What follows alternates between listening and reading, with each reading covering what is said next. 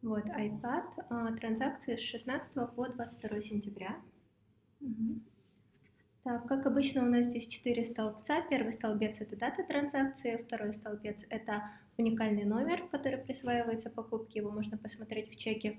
Третий столбец – это у нас сумма транзакций, и четвертый столбец – это где была проведена транзакция. Как обычно, мы начинаем со второй строки, так как первая – это строка заголовков. Так, со второй, и смотрим, сколько у нас всего. Так, 9763. Можете приблизить. Так, 9763 вбиваем. Так, 2. 9763.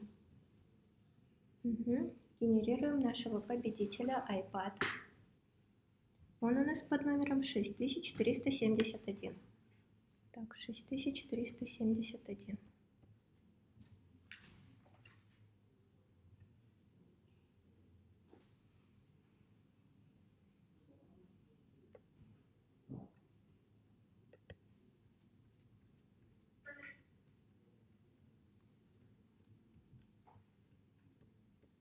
Ищем.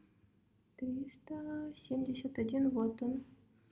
Так, транзакция была проведена 19 сентября на сумму 1914 тенге в Молдостархан кафе. Так, и теперь мы определяем наших резервных победителей на случай, если у победителя окажется просроченная задолженность. Так, генерируем первого, он у нас под номером 9039. И второй у нас под номером 6839.